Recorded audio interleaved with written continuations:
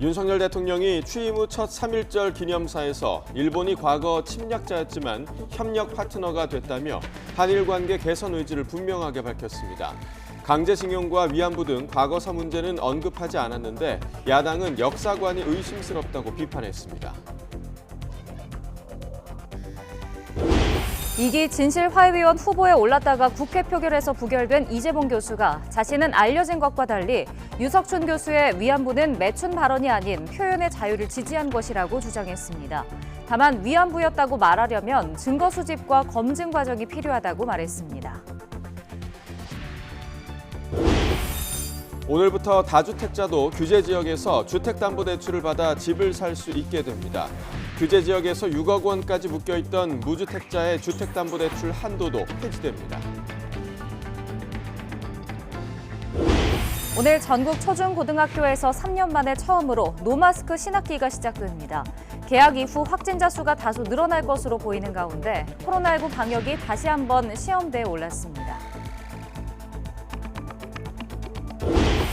북한이 대륙간 탄도미사일을 또 발사한 지 보름 만에 미국이 북한 기관 3곳과 개인 2명에 대한 추가 제재안을 발표했습니다. 이러한 가운데 미국 하원에서는 종전선언을 촉구하는 법안이 다시 발의됐습니다. 오늘 대체로 맑겠지만 서울 아침 기온이 영하 3도까지 떨어지는 등 영하권 추위를 보이고 낮에도 어제보다 3도에서 5도가량 낮겠습니다. 강원 동해안 지역 건조특보가 경고로 격상되는 등 곳곳에 건조특보가 발효된 가운데 강한 바람도 불 것으로 보여 화재에 유의하셔야겠습니다. 시청자 여러분 안녕하십니까? 3월 2일 목요일 굿모닝 YTN 2부 시작합니다. 윤석열 대통령이 3.1절 기념사를 통해 한일 관계 개선 의지를 분명하게 드러냈습니다. 일본은 과거 국군주의 침략자였지만 이제는 협력 파트너가 됐다고 규정했습니다. 먼저 조은지 기자가 보도합니다. 취임 후 첫 번째 3.1절 기념사에서 윤석열 대통령은 안보 위기 극복을 위해 한미일 협력이 그 어느 때보다 중요하다고 강조했습니다. 보편적 가치를 공유하는 나라와 연대, 협력해 공동 번영에 기여하는 게 104년 전 독립운동 정신과 다르지 않다며 일본을 협력 파트너라고 규정했습니다. 3.1운동 이후 한 세기가 지난 지금 일본은 과거 군국주의 침략자에서 우리와 보편적 가치를 공유하고 안보와 경제 그리고 글로벌 아젠다에서 협력하는 파트너가 되었습니다. 윤 대통령은 독립을 상상할 수 없었던 시절 모든 걸 던졌던 선열을 기억해야 한다면서도 흐름에 제대로 대응하지 못했던 우리 역사를 곱씹었습니다. 일제강점기를 세계사 변화에 준비하지 못해 고통받았던 과거라고 규정하며 미래를 수차례 강조했습니다. 우리가 변화하는 세계사의 흐름을 제대로 읽지 못하고 미래를 준비하지 못한다면 과거의 불행이 반복될 것이 자명합니다. 기념사에선 독립이 10차례로 가장 많이 언급됐고 자유와 조국, 미래와 번영이란 단어가 자주 등장한 반면 평화는 한 번에 그쳤습니다. 윤석열 정부 첫 3.1절인 올해 기념식은 1,300여 명이 참석한 가운데 3년 만에 대규모로 진행됐습니다. 윤 대통령과 부인 김건희 여사가 애국지사 또 독립운동가 후손과 태극기를 앞세워 입장하며 시작됐고 독립유공자 포상과 독립선언서 낭독, 만세 삼창 등이 이어졌습니다. 한일 관계 가늠자로 불리는 3.1절 기념사에서 윤 대통령은 일본에 적극적으로 손짓했습니다.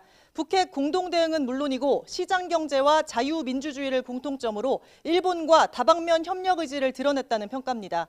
YTN 조은지입니다.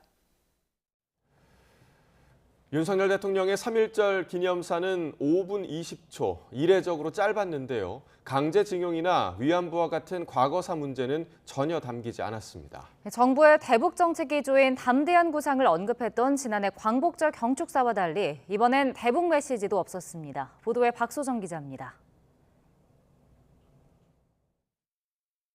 우리 모두 기미 독립선언의 정신을 계승해서 자유, 평화, 번영의 미래를 함께 만들어 갑시다.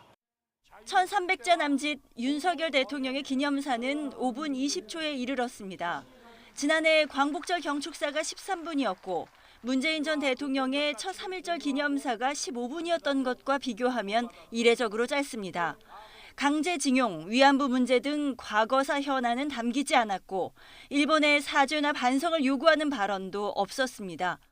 앞서 지난해 광복절에 윤 대통령은 일본은 힘을 합쳐야 하는 이웃이라고 언급했는데 함께 힘을 합쳐 나아가야 하는 이웃입니다. 한일 관계가 보편적 가치를 기반으로 나아갈 때 과거사 문제도 제대로 이번엔 더 나아가 협력 파트너라고 강조했습니다. 북한 비핵화 유인책인 담대한 구상의 구체적 방향을 내놨던 광복절 경축사와 달리 대북 메시지 역시 없었습니다. 대신 북핵 위협에 대응하는 안보를 포함해 다양한 분야에서 일본과 협력하겠다는 의지를 드러냈습니다. 과거보다 미래로 나아가야 한다. 즉 한일 관계 개선에 방점을 둔 윤석열 정부의 기조가 더욱 굳어진 것으로 보입니다. 강제징용 배상 문제의 해법을 찾기 위한 한일 간 협상이 진행되고 있는 점을 고려해 일본에 강한 메시지를 던지지 않았다는 해석도 나옵니다. 대통령실 관계자는 한일 간 쌓여있는 숙제를 풀기 위해 조율 중이라 많은 말을 하기 어려운 측면이 있다고 설명했습니다. 강제징용 관련 협상의 타결 가능성이 큰 것 아니냐는 예측과 함께 대통령실에서는 이달 말 한일 정상회담이 이뤄질 수 있다는 낙관적 전망도 나오고 있습니다. YTN 박소정입니다. 일본 정부가 한국은 국제사회에서 여러 과제에 대응해서 협력해 나가야 할 중요한 이웃 국가라고 밝혔습니다. 마스노 히로카즈 일본 관방장관은 어제 오후 정례 기자회견에서 일본은 보편적 가치를 공유한 한국의 파트너라고 언급한 윤석열 대통령의 3.1절 기념사에 대해 이같이 말했습니다. 그러면서 한일 국교 정상화 이후 구축해온 우호 관계를 기반으로 한일 관계를 건전한 형태로 되돌리고 더욱 발전시키기 위해 한국 정부와 계속해서 의사소통을 해나갈 것이라고 덧붙였습니다. 3.1절에 열린 정기 수요 시위에 위안부 피해자 이용수 할머니가 참석해 윤석열 대통령이 위안부 문제 해결 약속을 지켜달라고 강조했습니다. 이 할머니는 서울 종로 옛 일본 대사관 앞에서 열린 1585차 수요 시위에서 대통령이 됐으니 해주시겠구나 하는 마음이었다며 꼭 해달라고 말하기 위해 큰 맘을 먹고 왔다고 말했습니다. 앞서 이 할머니는 2021년 당시 국민의힘 대권주자이던 윤 대통령이 자신을 만나 대통령이 안 돼도 위안부 문제를 해결하겠다고 말했다고 밝혔습니다. 서울 시민들이 주는 훈장을 받은 강제동원 피해자 양금덕 할머니가 일본에 사죄 없는 돈은 받지 않겠다는 뜻을 내보였습니다. 서울 결의 하나를 비롯한 대학생, 청년, 시민단체들은 3.1절인 어제 서울시청 광장에서 95살 양금덕 할머니에게 평화 인권 훈장을 수여했습니다. 양 할머니는 수상 뒤에 열린 3.1운동 104주년 범시민대회에서 일본이 사죄하고 제대로 된 돈을 주면 모르겠지만 그렇지 않은 돈은 굶어 죽어도 안 받겠다고 밝혔습니다.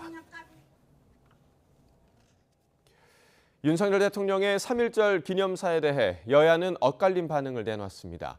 여당은 국익 관점에서 우리가 나아가야 할 길을 제시했다고 평가했지만 야당은 대통령의 역사관이 의심스럽다고 비판했습니다. 신현준 기자의 보도입니다.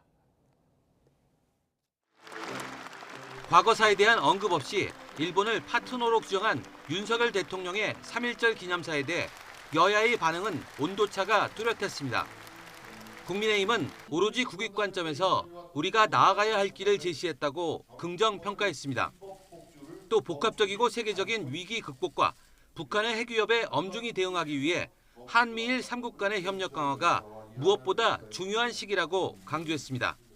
갈등과 대립의 연속이 아닌 역사에서 교훈을 찾고 미래지향적인 우리의 방향을 제시한 것에 큰 의미가 있습니다.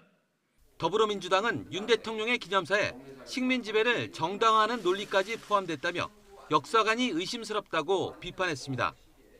특히 과거 세계사의 변화에 적응하지 못해 국권을 잃고 고통받았다는 표현은 일본 침략을 우리 탓으로 돌리는 식민지 근대화론과 괴를 같이 한다고 지적했습니다. 조선인들을 전쟁터로 깽도로 유한소로 강제 동원한 건 아직도 펄펄 끓는 아픔입니다. 윤 대통령의 기념사만 보면 이 상처가 이미 깨끗이 아물어버린 듯합니다. 정의당도 3.1운동 정신을 거꾸로 세우고 국민에게 모욕감을 주는 역대 최악의 대통령 기념사라고 혹평했습니다. YTN 신현주입니다. 윤석열 대통령이 제104주년 3.1절 기념식에서 더불어민주당 이재명 대표를 포함한 여야 지도부와 짧게 인사를 나눴습니다. 윤 대통령은 3.1절 기념식 행사를 마치고 퇴장하면서 여야 지도부들이 있던 일렬로 이동했습니다. 먼저 국민의힘 정진석 비상대책위원장과 악수한 윤 대통령은 이후 옆자리에 이재명 대표에게도 악수를 청했으며 대화는 없었던 것으로 전해졌습니다.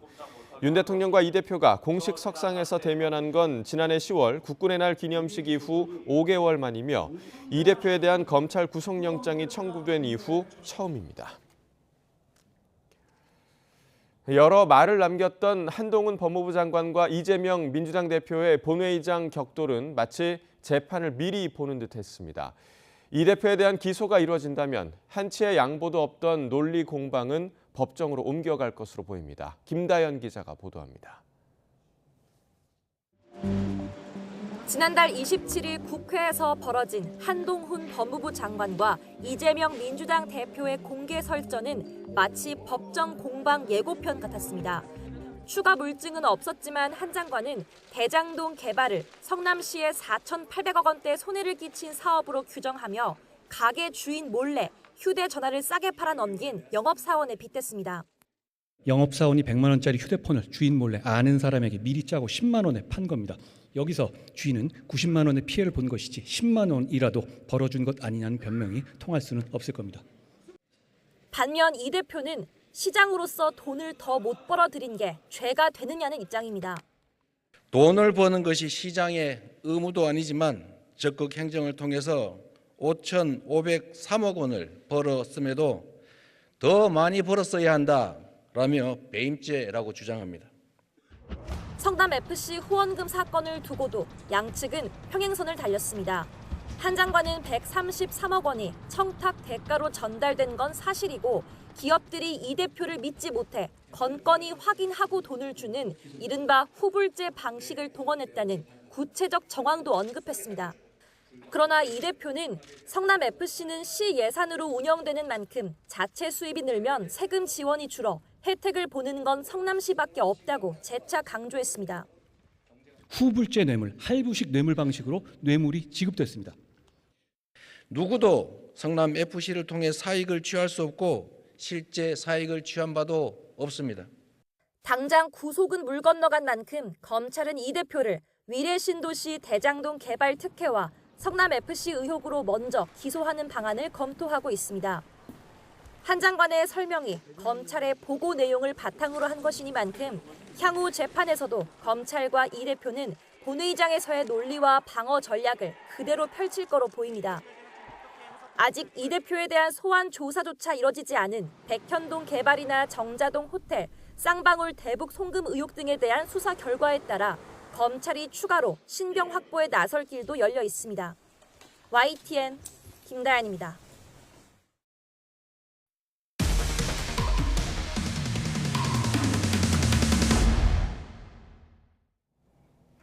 국내임 추천으로 2기 진실화훼위원 후보자로 올랐다가 국회 표결에서 부결된 이재봉 교수가 YTN과의 인터뷰를 통해 자신의 입장을 밝혔습니다. 이 교수는 유석춘 교수의 위안부는 매춘 발언이 아니라 표현의 자유를 지지한 것이고 위안부 피해자 존재에 대해선 검증이 필요하다고 말했습니다. 김철희 기자가 단독 보도합니다. 지난 24일 국회 본회의장에선 2기 진실화훼위원 7명에 대한 투표가 진행됐습니다. 그런데 국민의힘이 추천한 이재봉 후보자가 42%를 조금 웃도는 득표를 얻는 데 그쳐 국회 문턱을 넘지 못했습니다. 여당은 합의된 후보를 일방적으로 부결시켰다며 강하게 항의했습니다. 아니 여야 간에 합의해서 후보자를 올렸으면 그동안에 오래된 국회의 관행과 전통을 따라서 해줘야죠.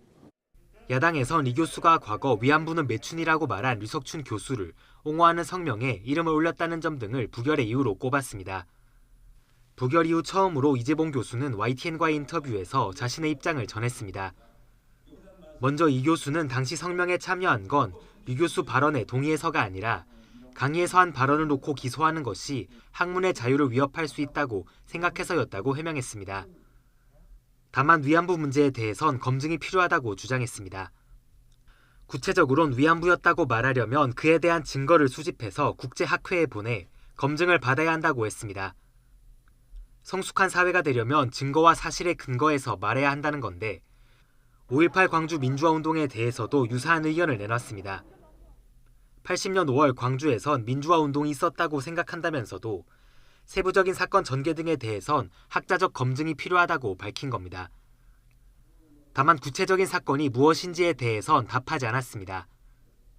이 밖에 이재봉 교수는 지난 21대 총선이 부정선거였다는 주장이 유효하냐는 질문엔 재판이 진행 중이니 지켜보자면서도 제도의 개선이 필요하다고 짧게 덧붙였습니다.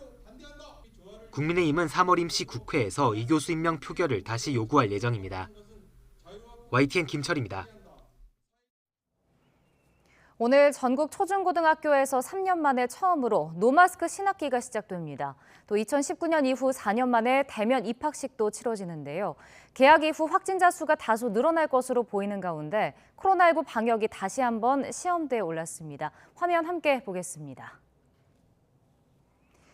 학교나 유치원에서 마스크 착용은 자율적으로 하면 됩니다. 발열 검사나 급식 칸막이 설치 의무도 사라졌습니다. 다만 학교별로 감염 상황을 고려해 방역 지침을 자율적으로 하는 것이 교육부의 방침입니다. 하지만 대중교통을 이용할 때와 마찬가지로 통학버스나 학원버스 등을 이용할 때는 마스크를 꼭 착용해야 합니다. 교육부는 오늘부터 2주간 학교 방역 특별지원 기간을 운영하는데요. 방역 전담 인력을 지원해 학교 부담을 덜 예정입니다. 또 교실 환기는 1일 3회 이상, 1회 10분 이상씩 해야 하고 책상 등 접촉이 잦은 물건은 1일 1회 이상 소독하도록 했습니다.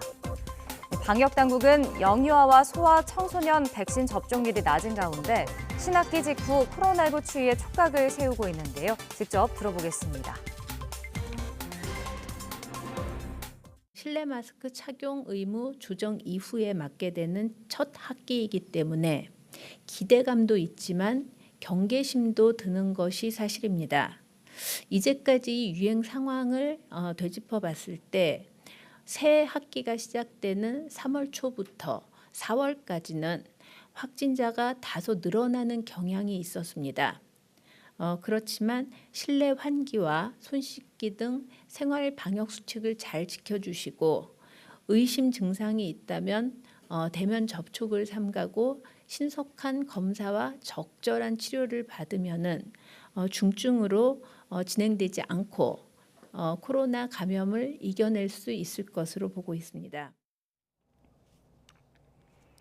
네, 오늘부터 규제 지역 내 다주택자의 주택담보대출이 허용됩니다. 금융위원회는 오늘 오후 2시 정부 서울청사에서 정례회의를 열고 이 같은 내용을 담은 은행업 감독 규정 등 5개 규정 개정안을 의결할 예정입니다.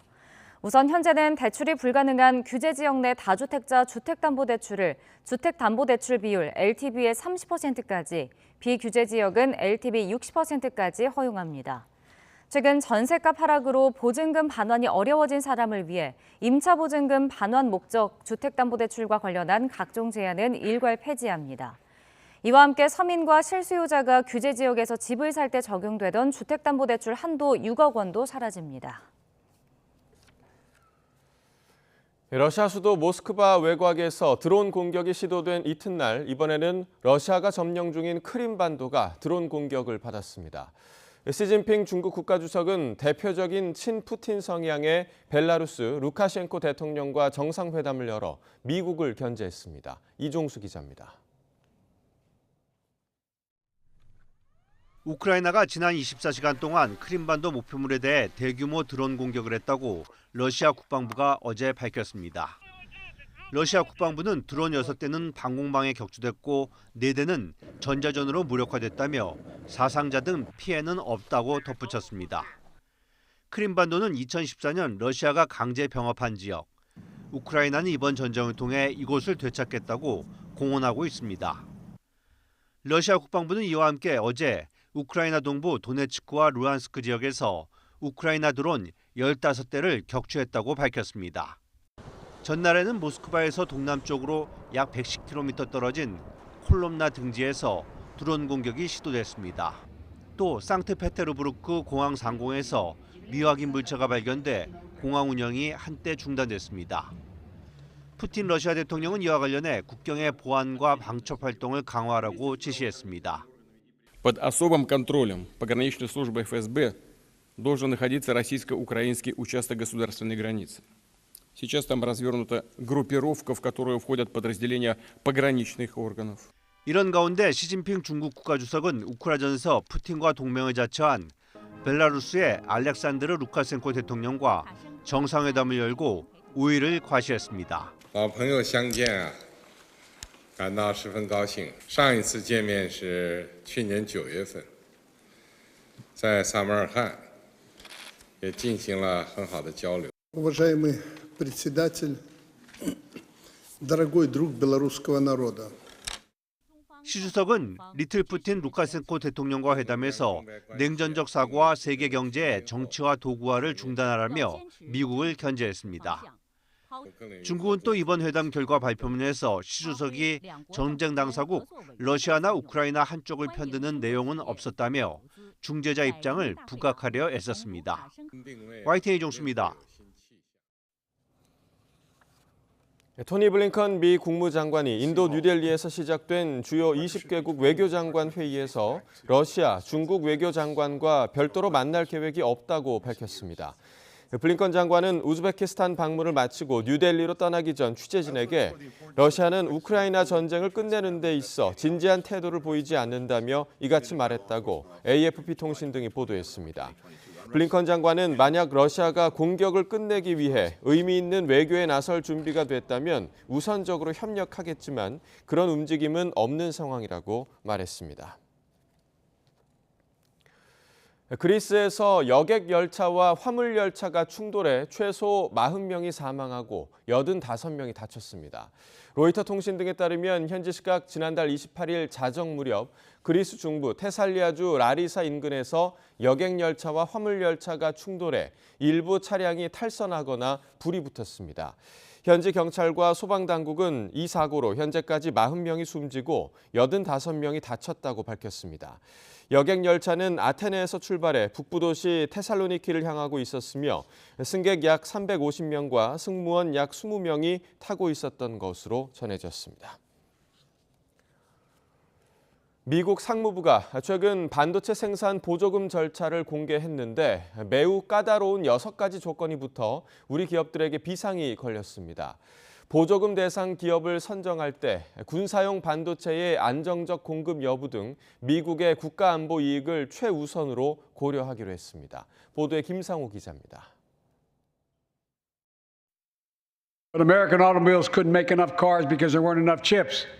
Car prices went up. People got laid off.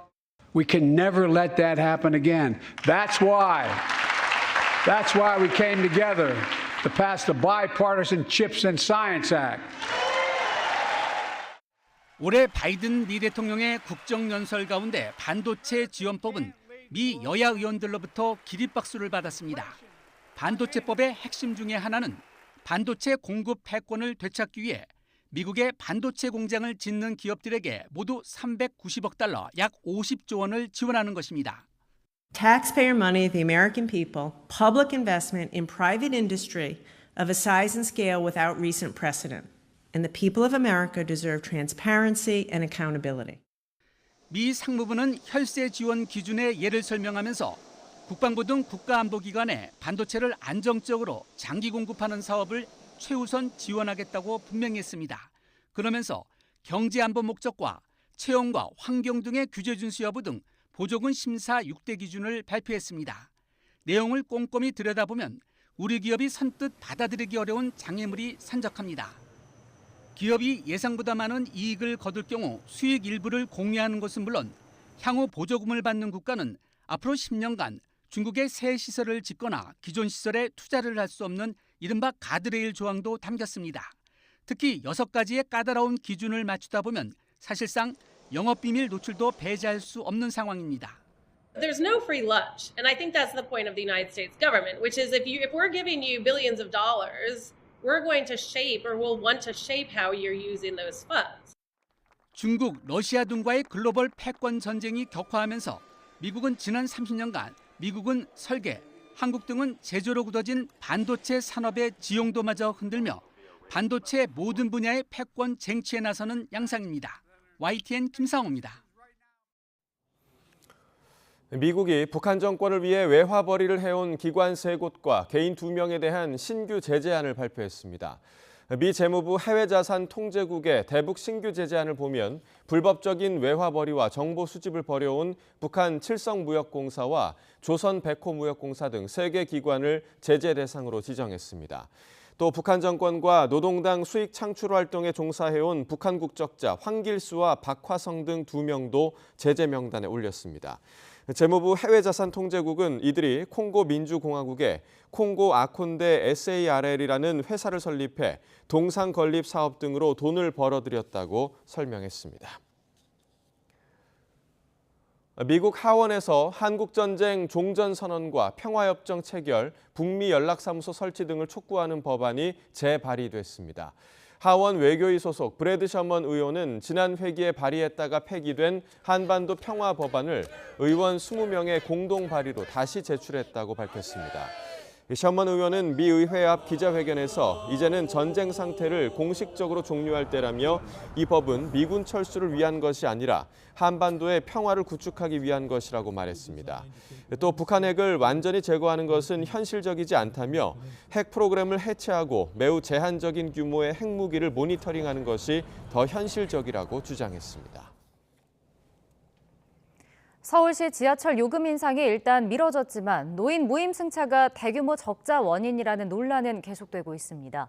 그러나 노인 무임승차 덕분에 다른 복지 비용이 절감되는 효과도 분명하다며 경제 논리로만 바라봐서는 안 된다는 목소리도 나오고 있습니다. 보도에 박정현 기자입니다. 점심시간을 앞둔 서울 탑골공원. 무료급식소 앞에 줄에도 장기판이나 바둑판 앞에도 온통 어르신들입니다. 친구도 만나고 시간도 때우려 이곳을 찾는 이들 대부분은 지하철 무임승차 대상인 65살 이상. 최근 노인 무임승차 문제가 뜨거운 감자로 떠오르면서 마음이 착잡합니다. 무임승차가 안 되면 집에서 있고 그냥 나갈 때도 없고 노인네들 어디 갈 데 있어. 그냥 집에서 있다가 아주 힘들지 노인네들 사는 게. 많이 더 활동을 하게 돼요. 가령 이 종로상가 같은 데는 노인들이 많이 모이는 곳인데 요금을 부과한다면은 그도 부담스러워서 아마 출입을 자제하지 않을까라는. 서울시는 만성적인 적자를 더는 감당할 수 없다며 대중교통 요금 인상을 추진한다는 입장입니다. 그러면서 매년 1조 원에 달하는 서울교통공사의 단기 순손실 가운데 무임승차에 따른 손실이 30%를 차지한다고 지목했습니다. 하지만 일각에서는 노년층의 무임승차를 지하철 운영 적자의 핵심 원인으로는 볼 수 없다고 반박합니다. 국토교통부는 보고서에서 지하철 무임수송이 매년 증가하고 있지만 운송 횟수나 열차 편성수는 변함이 없다고 지적했습니다. 또 사람이 타든 안 타든 열차는 운행하기 때문에 노인들이 요금을 내지 않고 탑승한다고 해서 실질적 비용이 상승하진 않는다고 판단했습니다. 무엇보다 노인들의 대중교통 이용을 단순히 손익의 문제로만 따지면 안 된다는 목소리도 있습니다. 교통연구원은 무임승차로 노인의 이동권이 보장되면 노인의 경제활동이나 사회활동이 유지될 수 있고 복지 비용도 절감된다고 평가했습니다. 이에 따라 무임승차에 따른 사회적 편익이 연간 3천억 원에 이른다고 추산했습니다. 사람들을 만날 수 있고 사람들과 대화를 나눌 수 있는 그런 수단을 제공해 줄 수 있다는 거잖아요. 그거는 이제 돈의 논리는 아니라고 볼 수 있는 거고. 지난 2020년 한국의 노인 빈곤율은 38.9%, OECD 평균의 3배에 가깝습니다. 경제 논리를 넘어 사회복지의 차원까지 무임승차 논의의 저변을 확대해야 하는 이유입니다. YTN 박정현입니다.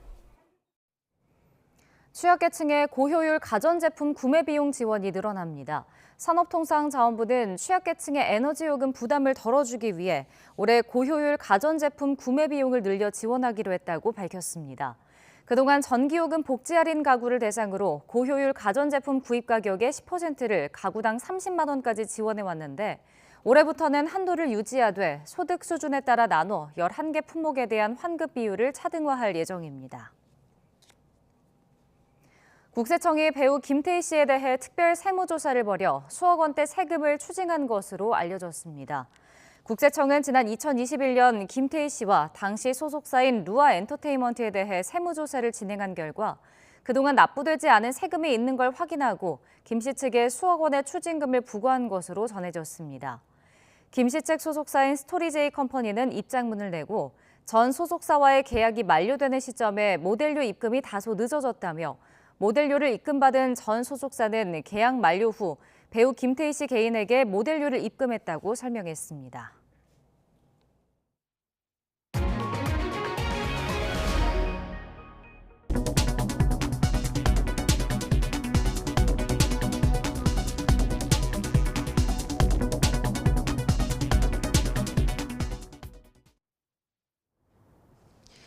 온화했던 어제와 달리 오늘 아침은 반짝 꽃샘 추위가 찾아왔습니다. 현재 서울 기온은 영하 0.8도로 어제 아침보다 8도나 낮은데요. 여기에 찬바람이 불면서 체감 온도는 영하 3.5도까지 뚝 떨어졌습니다. 특히 강원과 충청 그리고 전북 곳곳으로는 한파주의보가 내려졌고요. 대관령의 기온이 영하 6도까지 떨어져 있습니다. 오늘 출근길에는 공기가 꽤 차가울 것으로 보입니다. 따뜻한 겉옷으로 체온 조절 잘 해주시기 바랍니다. 오늘 전국이 대체로 맑겠고 공기도 깨끗하겠습니다. 다만 대기의 건조함은 점점 더 심해지겠는데요. 강원 동해안에는 건조경보가, 내륙 곳곳으로는 건조주의보가 내려져 있고요. 오늘 낮까지 전국적으로 초속 15m 안팎의 강풍까지 불겠습니다. 작은 불씨가 대형 화재로 번질 위험이 큰 상황이니까요. 불씨 관리 잘 해주시기 바랍니다. 현재 기온 살펴보겠습니다. 서울과 대전은 영하 0.8도, 춘천은 영하 1.7도 등 어제보다 1에서 7도나 낮습니다. 낮에도 찬바람이 불며 종일 쌀쌀하겠는데요. 오늘 서울 낮 기온은 7도, 대전과 광주는 8도로 어제보다 1에서 5도가량 낮겠습니다. 반짝 추위는 내일 낮부터 누그러지겠습니다. 당분간 맑은 날씨가 이어지면서 날은 점점 더 온화해질 전망입니다. 겨울에서 봄으로 넘어가는 길목에서 기온 변화가 무척 심한 요즘입니다. 면역력이 떨어지기 쉬운 조건이니까요. 환절기 건강관리에도 각별히 신경 써주시기 바랍니다. 지금까지 YTN 홍나실입니다.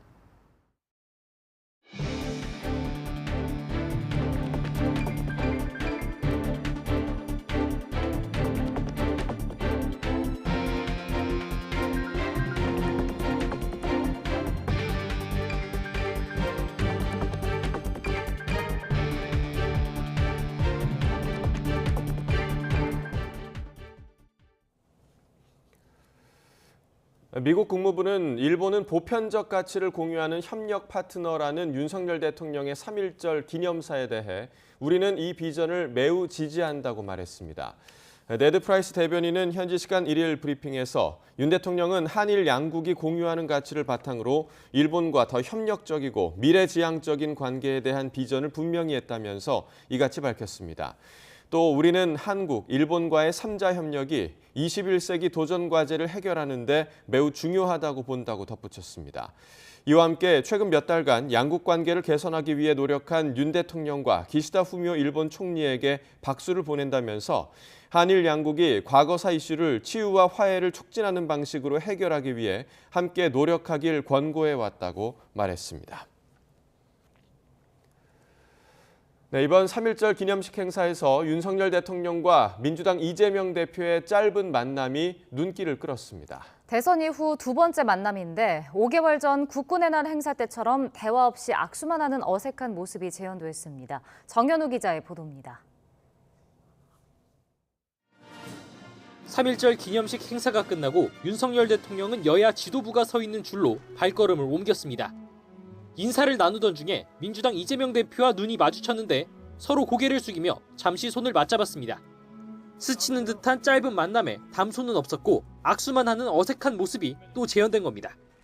대선 이후 두 사람의 만남은 지난해 10월 국군의 날 행사 이후 5개월 만입니다. 기념식 이후 이 대표는 시민 주최 3.1절 장외 행사장으로 자리를 옮겨 윤석열 정부의 대일 외교를 거세게 비난했습니다. 강제징용 피해자에 대한 정부 배상안, 후쿠시마 오염수 방류에 대한 대비책을 거론하며 3.1운동 정신을 훼손하고 있다고 규탄했습니다. 피해자를 보호해야 될 정부가 나서서 돈 필요해, 얼마면 돼? 내가 대신 줄게. 이런 자세를 취하고 있습니다, 여러분. 자주 독립국임을 제대로 선포하고 실행하고 있습니까? 국민의힘은 이재명 대표 거취를 압박하며 맞대응에 나섰습니다. 양심에 따라 정의롭게 투표한 의원들을 색출하는 공포 정치가 시작됐다며 민주당 흔들기에 주력했습니다. 민주당 의원들을 뭐 반란표라고 얘기를 하고 뭐 색출을 하고 한다는 걸 들었는데 국민들은 반란표라는 표현에 동의하지 않습니다. 그것은 정의로운 정의표고. 3월 임시국회 첫날인 3일절부터 민주당은 정부의 대일 외교를, 국민의힘은 이재명 대표 체포동의안 표결 결과를 두고 맞붙었습니다. 남은 회기에도 쌍특검을 추진하려는 민주당과 이 대표를 겨냥한 압박을 강화하려는 국민의힘의 대치가 거셀 것으로 보입니다. YTN 정현우입니다. 국민의힘 차기 지도부를 뽑는 전당대회가 엿새 앞으로 다가왔습니다. 당권 주자들은 날선 신경전 속에 막바지 당원 표심 잡기에 공을 들이고 있습니다. 보도에 김경수 기자입니다. 당원 투표 개시를 사흘 앞둔 휴일, 국민의힘 당권 주자들은 팽팽한 기싸움을 이어갔습니다. 포문은 안철수 후보가 열었습니다. 전날 김기현 후보와 함께 대구 연설회의 모습을 보였던 나경원 전 의원이 억지로 끌려온 것 같았다며 이른바 김나연대의 진정성에 의문을 제기한 겁니다. 저는 한마디로 공갈연대라고, 사실 연대를 한다고 하면서도 어떻게 보면 서로 린치를 가하고 협박을 해가지고 마치 끌어오는 듯하게. 이미 안 후보는 넘어섰고 결선에서 김 후보와 맞붙겠다며 호언장담한 천하람 후보도 가세했습니다. 김 후보가 다시 김나연대를 띄운 건 초조함의 상징이라며 깎아내렸습니다. 이제는 태세 전환해가지고 아직 나경원 의원이 어떤 이용 가치가 있으니까 또 매정하게 어떻게 보면 굉장히 비인간적으로 나경원 의원을 김기현 의원이 이용해 먹는다라는. 2박 3일 동안 핵심 지지층이 많은 대구 경북 지역을 훑으며 당원들을 만난 김기현 후보는 대세론 굳히기에 집중했습니다. 안 후보를 향해선 이렇게 응수했습니다. 훌륭한 선수는 남을 뒤에서 끄집어 당기지 않고 자신의 실력으로 앞을 향해 달려나가는 것입니다. 자신의 실력으로 잘 경주하시기를 바랍니다. 특별 기자회견을 자청한 황교안 후보는 김기현 후보의 부동산 의혹이 더 있다며 거듭 사퇴를 촉구했습니다. 그냥 덮어놓고 가자. 내부 총질하면 안 된다. 이건 여러분 말이 안 되는 얘기입니다. 제가 지금 뭐 말씀은 안 드리겠지만 많은 부동산 거래가 있었어요. 국민의힘 전당대회는 이제 선거인단 비중이 가장 큰 수도권 연설회와 마지막 TV 토론만 남겨두고 있습니다. 과반 득표의 당선인이 나와 오는 8일 전당대회에서 승부가 결정될지 아니면 결선 투표까지 이어질지에 관심이 쏠리고 있습니다. YTN 김경수입니다. 국민의힘 당권 주자들이 오늘 마지막 합동 연설회에서 서울과 경기, 인천 등 수도권 당원들을 상대로 지지를 호소합니다. 경기 고양시 종합운동장에서 열리는 수도권 합동 연설회에는 김기현, 안철수, 천하람, 황교안 등 당대표 후보들과 최고위원 후보들이 나란히 참석해 정견 발표에 나섭니다. 국민의힘 추천으로 2기 진실화해위원 후보에 올랐다가 국회 표결에서 부결된 이재봉 교수가 인터뷰를 통해 자신의 입장을 밝혔습니다. 이재봉 교수는 YTN과의 인터뷰에서 자신은 알려진 것과 달리 유석춘 교수의 위안부는 매춘 발언이 아닌 표현의 자유를 지지한 것이라고 주장했습니다. 다만 위안부였다고 말하려면 그에 대한 증거를 수집해 국제학회에 보내는 등 검증 과정이 필요하다고 말했습니다. 5.18에 대해선 민주화 운동이 맞는다고 생각한다면서도 세부적인 사건 전개 등에 대해선 학자적 검증이 필요하다고 설명했습니다. 3.1절을 맞아 세종시의 한 대단지 아파트에서 태극기 대신 일장기를 개양한 세대가 나와서 주민들의 항의가 빗발쳤습니다. 일장기는 늦은 오후가 돼서야 내려졌는데 아파트 주민들은 3.1절에 충격적인 일이 벌어졌다며 분통을 터뜨렸습니다. 이성우 기자가 현장을 다녀왔습니다. 세종시의 한 대규모 아파트 단지입니다. 이 아파트 한 세대의 국기 개양대 오전부터 일장기가 내걸렸습니다.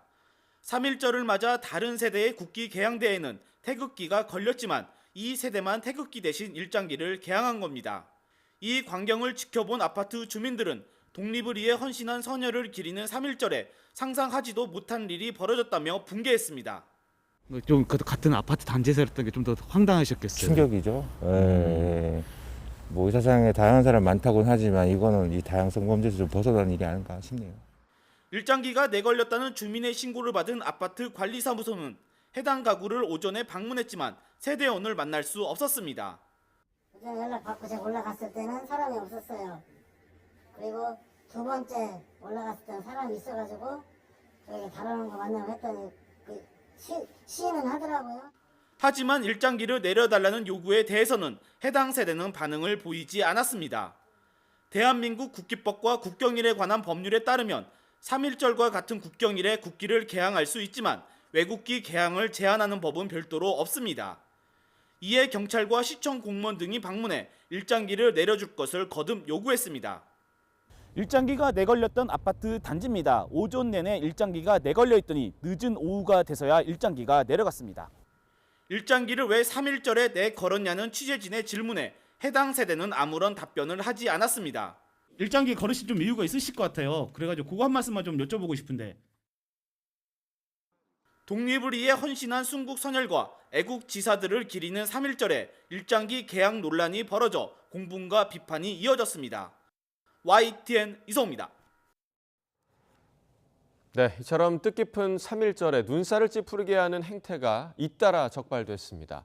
서울과 대구 등 곳곳에서 3.1절을 맞아 오토바이나 승용차로 난폭 운전을 하던 20, 30대 폭주족들이 무더기로 경찰에 붙잡혔습니다. 김근우 기자가 보도합니다.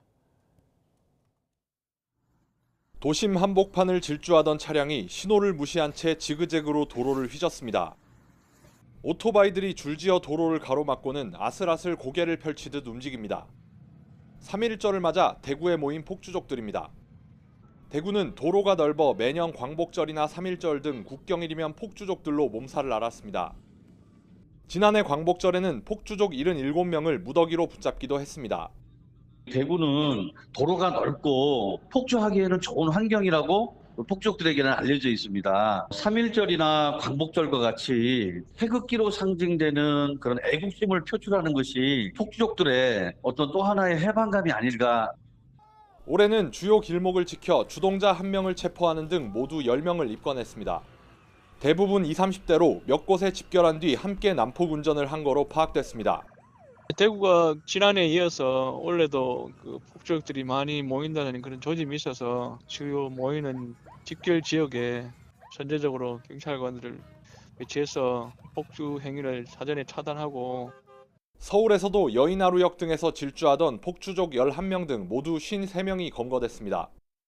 이들 중 일부는 경찰 추적을 피하려고 번호판을 떼는 등 치밀하게 준비한 거로 드러났습니다. 경찰은 현장 영상을 바탕으로 폭주 가담자들을 추가로 파악해 처벌하고 주동자에 대해선 구속 수사할 방침입니다. YTN 김근우입니다. 코레일 직원이 그룹 방탄소년단 리더 RM의 개인정보를 무단으로 열람하다가 내부 감사에서 적발됐습니다. 코레일은 어제 직원 A씨가 RM의 승차권 정보와 주소, 또 휴대전화 번호 등 개인정보를 지난 2019년부터 약 3년 동안 18차례 열람한 것으로 조사됐다고 밝혔습니다. A씨는 예약 발매 시스템을 개발하는 부서에 근무해 고객 정보 접근이 가능했던 것으로 전해졌습니다. 코레일은 내부 제보를 받고 감사에 착수했으며 외부 유출 정황은 확인하지 못했다고 밝혔습니다.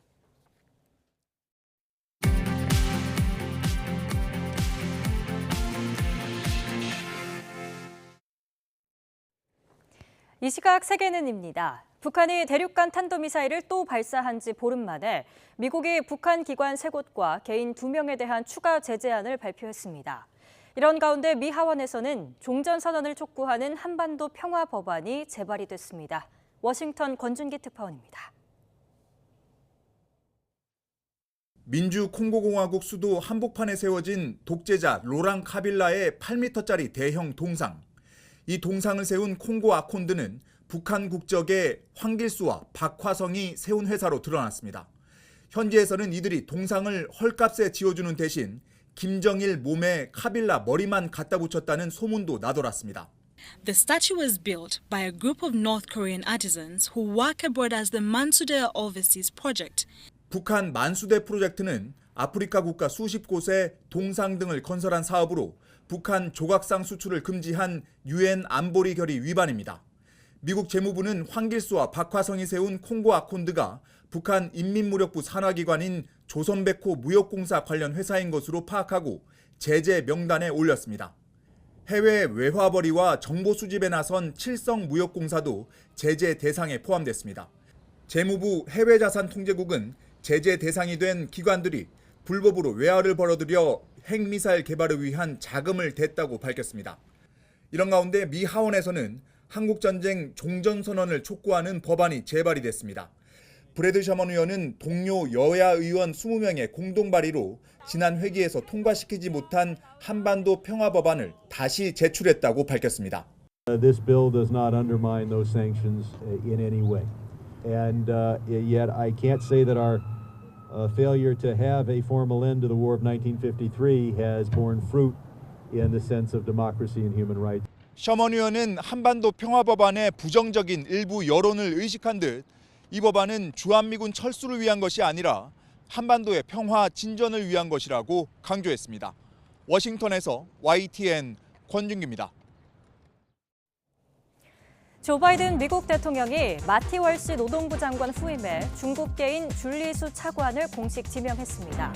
바이든 대통령은 백악관 연설에서 수 지명자는 아메리칸 드림이라며 모든 미국인이 아메리칸 드림에 도달할 수 있도록 하겠다고 말했습니다. 수 지명자는 자신은 지금껏 소외된 자들을 위해 투쟁하며 살아왔다며 그림자 속에서 힘들게 일하는 모든 노동자를 지원하고 함께 싸울 거라고 소감을 밝혔습니다. 그리스에서 여객 열차와 화물 열차가 충돌해 최소 40명이 사망하고 85명이 다쳤습니다. 로이터 통신 등에 따르면 현지 시간 지난달 28일 자정 무렵 그리스 중부 테살리아주 라리사 인근에서 여객 열차와 화물 열차가 충돌해 일부 차량이 탈선하거나 불이 붙었습니다. 여객 열차는 아테네에서 출발해 북부 도시 테살로니키를 향하고 있었으며 승객 약 350명과 승무원 약 20명이 타고 있던 것으로 전해졌습니다. 레제프 타이프 에르도안 튀르키예 대통령은 5만여 명의 생명을 앗아간 강진에도 불구하고 대통령 선거를 예정대로 치르기로 했습니다. 로이터 AFP 통신에 따르면 에르도안 대통령은 앙카라에서 집권 정의개발당 의원들을 상대로 한 연설에서 우리나라는 신의 뜻에 따라 5월 14일을 필요한 일을 할 거라고 말했습니다. 올해 건국 100주년을 맞은 튀르키예는 당초 6월 18일로 잡혀있던 대선과 총선을 1개월가량 앞당겨 5월 14일 치를 예정이었는데요. 그러나 강진 이후 정부의 늑장 대응 논란 등으로 여론이 급속히 악화하면서 대선을 연기할 수 있다는 관측이 끊이지 않았습니다. 지금까지 이 시각 세계는 이었습니다.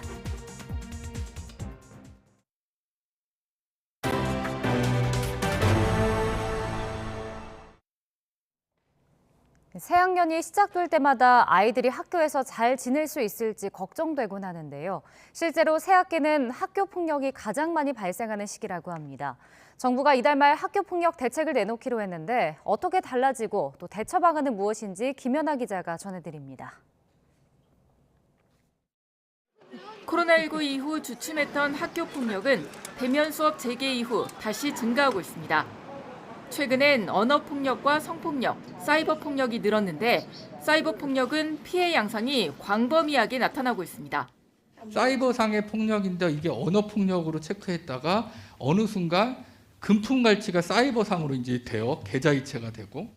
학교 폭력이 가장 많이 발생하는 건 의외로 초등학생 때로 코로나19 사태로 접촉이 줄면서 또래 간 갈등 해결 능력이 크게 떨어져 우려를 키우고 있습니다.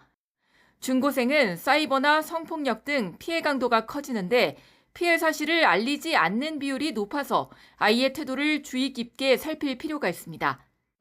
올해부터는 학교폭력 지침이 바뀌면서 학교폭력 대책심의위 개최 요청 직후 긴급 구제나 가해자 긴급 선도 조치도 가능해집니다.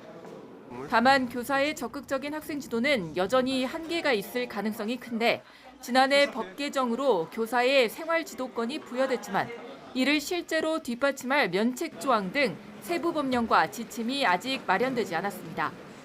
아들 간의 다툼을 생활 지도하고 그 생활 지도하는 교사를 아동학대로 신고하고 그 과정 중에 교사는 교육활동 침해 행위를 주장하는 케이스를 굉장히 많이 보고 있습니다.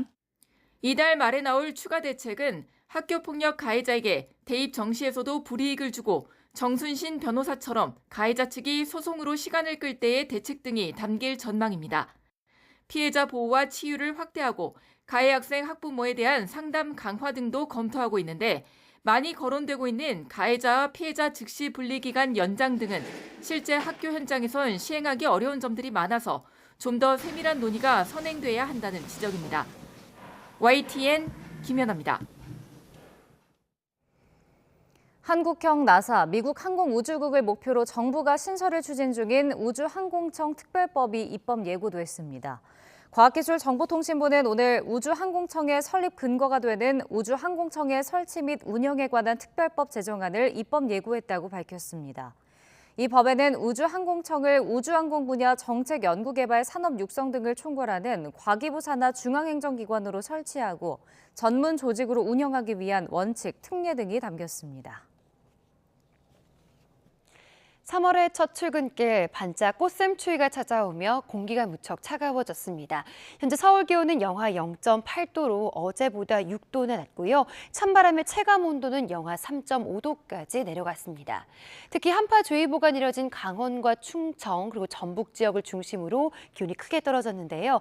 현재 대관령과 경북 의성의 기온이 영하 6도 그리고 전북 장수도 영하 6도의 기온을 보이면서 어제보다 1에서 7도가량 낮은 기온을 보이고 있습니다. 낮 기온도 서울은 7도, 대전과 광주는 8도로 어제보다 1에서 5도가량 낮아 종일 쌀쌀하겠습니다. 따뜻한 겉옷으로 보온에 각별히 신경 써주시기 바랍니다. 오늘 전국이 대체로 맑겠고 공기도 깨끗하겠습니다. 하지만 울릉도, 독도는 대설주의보가 내려진 가운데 오전까지 최고 5cm의 눈이 내려 쌓이겠습니다. 반면 내륙을 중심으로는 건조한 날씨가 계속되겠습니다. 현재 강원 동해안에는 건조경보가, 내륙 곳곳에는 건조주의보가 내려져 있고요. 오늘 낮까지 전국적으로 초속 15m 안팎의 강풍이 불겠습니다. 작은 불씨가 대형 화재로 번질 위험이 큰 만큼 불씨 관리 철저하게 해주시기 바랍니다. 반짝 추위는 내일 낮부터 누그러지겠고요. 당분간 맑은 날씨가 이어지는 가운데 날은 점점 더 온화해질 전망입니다. 날씨였습니다. 굿모닝 YTN 2부 마칩니다. 잠시 후 6시 50분 3부에서 뵙겠습니다.